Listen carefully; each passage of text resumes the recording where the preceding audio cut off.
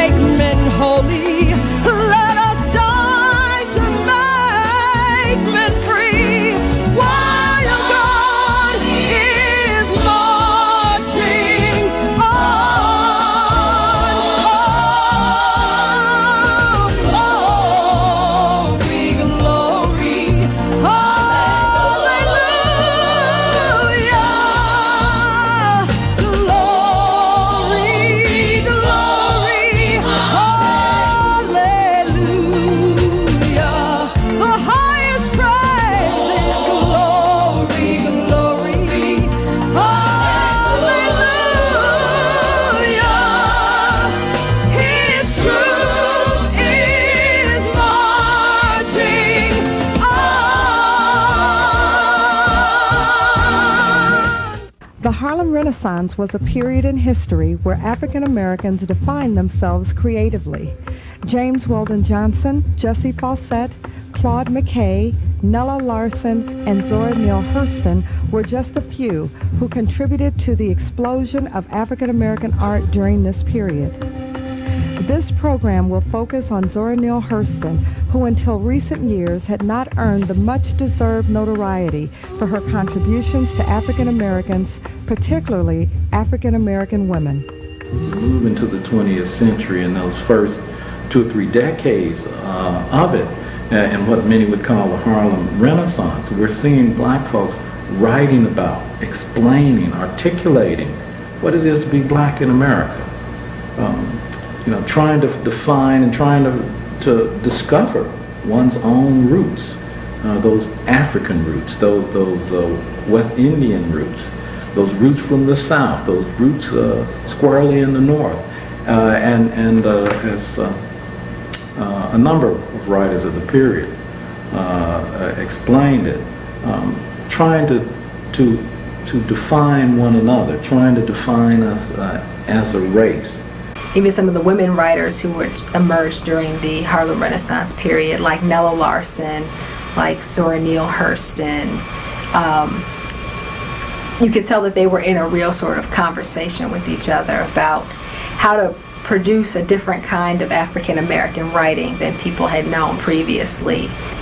Zora Neale Hurston was the most prolific writer of her time, black woman writer of her time, and she died in obscurity in 1960.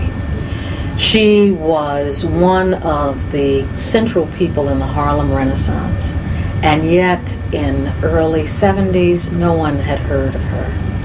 It's really because of Alice Walker's efforts. Alice Walker, known writer, poet, short story writer.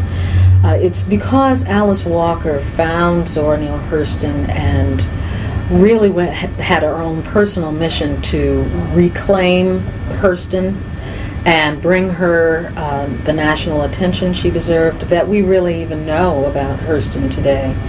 Alice Walker went into Eatonville, Florida, which is Hurston's literary birthplace, and conducted her own research in search of Hurston's grave. What she found was something unmarked, uncelebrated, and she went and placed a tombstone there, and she told us about that in Search of Our Mother's Gardens, a collection of her work, Walker's work. Walker later put together a Hurston reader, to kind of expose people to the vastness of Hurston's range, her anthropology, her folklore, her fiction, her essays. And so it contains snippets, and it also contains photographs of Hurston. So we see her at different stages. One of the things that people say about her is that she never looked the same in any of her photographs, and the photographs that are on that volume are entitled "I Love Myself When I'm Laughing," and then again on the back side it says, "and then again when I'm looking mean and impressive." Well, that comment didn't even make sense to me until I was looking at the ranges of things. To be so self-assured to say, "Oh, I love myself when I'm laughing," and then again when I'm looking mean and impressive, there's this self-love that's always there, and certainly Hurston exhibited a strong sense of individuality, a strong sense of self that irked a lot of people. One of the things that makes her such a figure, not only as a writer, scholar, but also as a personality, and I think that also attracts us to her, is that there's this enigma around Hurston. She never said her true birth date. She never gave people her true birth date. And you know, when you think back to the good old days, what do they say, back in the day, when women weren't telling their age, Hurston really did not tell her age. She was either born in 1902, 1901, depended upon who she was talking to. She was actually born in 1891. What this means, though, is when we think about Hurston moving through the Renaissance and who she was working with, like Langston Hughes, who she was in the company of, these young writers and vibrant writers, she was actually older than her peers. They didn't know that, but she was. So she was an adult learner who put herself through school. She had traveled with Gilbert and Sullivan in her teens as a maid. Having left Eatonville, Florida, she landed in the Baltimore, Washington, D.C. area, went to Howard University, got her associate's degree from Howard, became a part of the Elaine Locke literary group. Elaine Locke, author of The New Negro, responsible for also a significant movement in adult education for African Americans at the time. But, of course, since Hurston was not really telling her age, we don't know if he knew that she was much older than she said she was. But that gives you an idea of, you know, she was a part of a literary community. She gravitated toward the literary, and she started publishing in 1922, and even submitted poems to the UNIA organization's paper or magazine called Negro World. So Hurston started sending out her work in 22, and I'm sure at the encouragement of Locke and others in that community. She even pledged when she was at Howard. She pledged Zeta Phi Beta, so she's a Zeta Phi Beta. She was a Zeta Phi Beta person. But I say that to say that she was in search of a community, and she found a community when she went to New York and became a part of the Harlem Renaissance. And she was very prolific at the time. She went to Barnard College. She studied under Franz Boas, the anthropologist. And I think at that point, her interest in scholarship took root.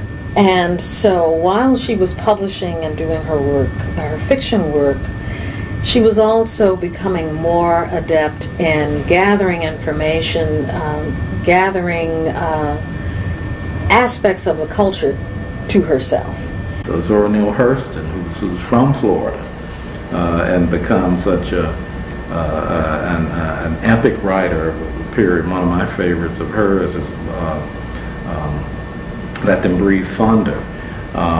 She's written so many dust tracks of the Savannah, I guess, one of her many works, and in fact, Hurston was down here working as and up there as well, working as a maid at the same time when she was being published, which is fascinating. For black folks, you could always live in those two worlds. Out of necessity, you had to live in those two worlds. She was a very flamboyant person, by all accounts. She was brassy, she was very theatrical. She was more folk than the folk in New York wanted folk to be. She was out of the region that people would like to write about, but didn't have any direct knowledge of, not in the way that Hurston did. And so while she was celebrated for, and as part of what the Renaissance was claiming and putting forward as one of its tenets. We want to embrace the culture and return to our folk roots and see what beauty is there, but we also want to move outside of the boundaries of the stereotypes. And certainly that folk movement did not mean portraying stereotypes by any means, but rather celebrating what the culture had to offer. Now, Jean Toomer did that in very lyrical, very haunting and moving ways in Cain, his work. Arna Bontemps wrote about it, and Langston Hughes certainly wrote about it. People were tapping into the aspects of the culture in different ways. But it was Hurston that really captured the language, the essence of the humble people that were often pictorialized in negative ways.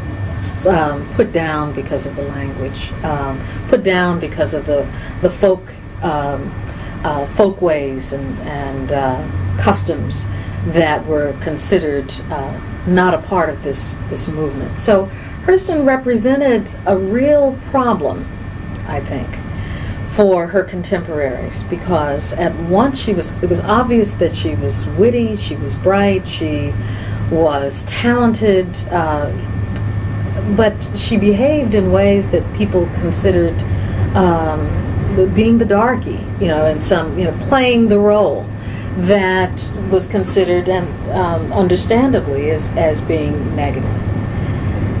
So Hurston's theatricality, her complexity really discombobulated a lot of people, and her individuality proved to be part of her, part of her movement toward less popularity, because she eventually was talking about things that people were not really became interested in. I mentioned that she was an adult learner. In some ways, this behavior masked her own reality as an adult. And it raises the question for me: what do you have to do to be accepted in a society that does not accept women as equal, that does not accept black as equal, but certainly doesn't look at the vast majority of black folk who are of the folk rather than of the elite, not the talented tenth that Du Bois talked about, but those of more humbler origins?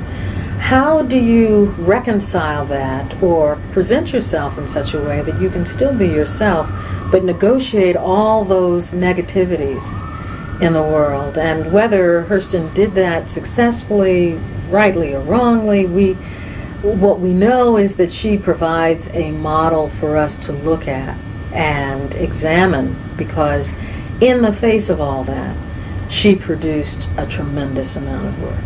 And she was very much committed to showing black people in their humanness, not as subjects to be cannibalized, consumed by the imagination of whites, or by the prevailing stereotypes of the day, but really in their simple expressions and complex language, the same problems that everybody has. And that's really what she was interested in. She made it a point to present her work, to fashion her work, not as a race document, piece of propaganda, but really showing what she saw. So when she was studying with Franz Boas, she developed a methodology that would allow her to examine her roots, draw from those roots, share the stories, tell the stories, the games, the children's games, the sawmill activities that the guys did, the juke joint language, the dance. She was able to really capture that for us in ways that anthropologists had not been successful before. Old John was a slave, you know, and there was old Massa and old Missy and the two little children, a girl and a boy. Well, John was working in the field, and he seen them children out on the lake in a boat, just a-hollering. They had done lost their oars and was about to turn over. So then he went and told old Massa and old Missy. Well, old Missy, she hollered and said, it's so sad to lose these, 'cause ain't never going to have no more children. Old Master made a hush, and they went down to the water and followed the shore around till they found him. John pulled off his shoes and hopped in and swum out and got in the boat with the children and brought them to shore. Well, Massa and John take him in the house. So they was all so glad 'cause the children got saved. So Master told them to make good crop that year and fill up the barn, and then when he laid by the crop next year, he was going to set them free. So John raised so much crop that year, he filled the barn and had to put some in the house. So Friday come, and Master said, well, they done come that I said I'd set you free. Hate to do it, but I don't like to make myself out a lie. I hate to get rid of a good nigger like you. So he went in the house and gave John one of his old suits of clothes to put on. So John put it on and come in to shake hands and tell him goodbye. The children, they cried. And old Missy, she cried. Didn't want to see John go. So John took his bundle and put it on his stick and hung it across his shoulder. Well, old John started on down the road. Well, old Master said, John, the children love you. Yes, sir. John, I love you. Yes, sir. And Missy like you. Yes, sir. But remember, John, you's a nigger. Yes, sir. First John could hear him down the road, he was hollering, John, old John, the children love you, and I love you. The Missy like you. John would holler back, yes, sir. But remember, you's a nigger, though. So Hurston presented a problem in the realm of anthropology as well, because it was not put forward in what they would consider to be a scholarly way, and yet the authenticity just oozed out of the work. One of the things that people collecting stories, predominantly white, collecting stories, the problem that they faced was that they were not insiders. So what they were told was not necessarily what was actually being said. And of course, racism and the stereotypes gave way in the presentation of a lot of that early material. Hurston developed, cultivated a way to become an insider in her anthropological activities. So while she was writing fiction, she began to develop her anthropological skills, her skills as a social scientist, and she was still in her own process of being Zora Neale Hurston. And what happened then is that her own life history, her anthropology, and her fiction began to weave into a very textured fabric, which makes her reading, whether you're reading her folklore, you're reading her fiction, or you're reading her essays, very intriguing. Ships at a distance have every man's wish on board. For some, they come in with the tide. For others, they sail forever on the horizon, never out of sight, never landing, until the watcher turns his eyes away in resignation, his dreams mocked to death by time. This is the life of men. Now women forget all those things they don't want to remember and remember everything they don't want to forget. The dream is the truth. Then they act and do things accordingly. So the beginning of this was a woman, and she had come back from burying the dead. Not the dead of sick and ailing with friends at the pillow and the feet. She had come back from the sodden and the bloated, the sudden dead, their eyes flung wide open judgment. The people all saw her come because it was sundown. The sun was gone, but he had left his footprints in the sky. It was the time for sitting on porches beside the road. It was the time to heart things and talk. These sitters had been tongueless, earless, eyeless conveniences all day long. Mules and other brutes had occupied their skins. But now the sun and the boss man were gone, so the skins felt powerful and human. They became lords of sounds and lesser things. They passed nations through their mouths. They sat in judgment. Seeing the woman as she was made them remember the envy they had stored up from other times. So they chewed up the back parts of their minds and swallowed with relish. They made burning statements with questions and killing tools out of laughs. It was mass cruelty, a mood come alive, words walking without masters, walking all together like harmony in a song. What's she doing coming back here in them overalls? Can't she find no dress to put on? Where's that blue satin dress she left here in? Where's all the money her husband took and died and left her? What that old 40-year-old woman doing with her hair swinging down her back like some young gal? Where she left that young lad of a boy she went off here with? Thought she was gonna marry. Where he left her? What he done with all her money? Bet you he went off with some gal so young she ain't even got no hairs. Why don't she stay in her class? When she got to where they were, she turned her face on the bander log and spoke. They scrambled a noisy good evening and left their mouths setting open and their ears full of hope. Her speech was pleasant enough, but she kept walking straight on to her gate. The porch couldn't talk for looking. The men noticed her firm buttocks like she had grapefruits in her hip pockets. The great rope of black hair swinging to her waist and unraveling in the wind like a plum. Then her pugnacious breasts trying to bore holes in her shirt.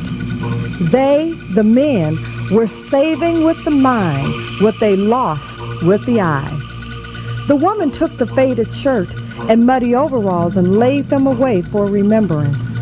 It was a weapon against her strength, and if it turned out of no significance, still it was a hope that she might fall to their level someday.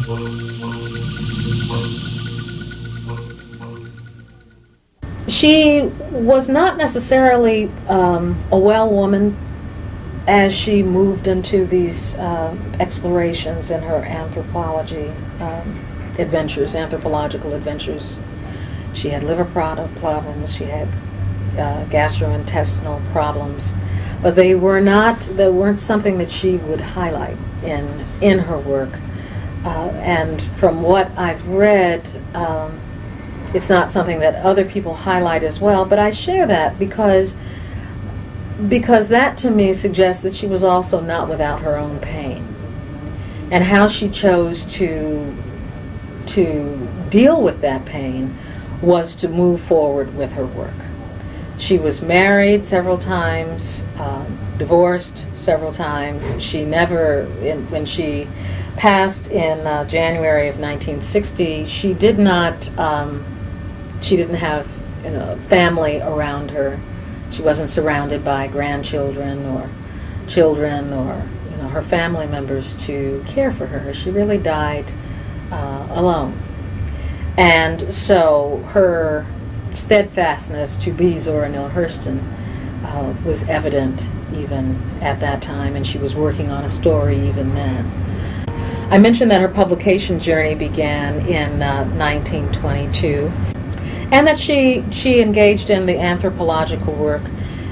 Both she and Catherine Dunham went down to Haiti, and to both of their, as testaments of their own courage and commitment, they both were, in separate circumstances, initiated in the arts of what they were studying. So Hurston studied voodoo.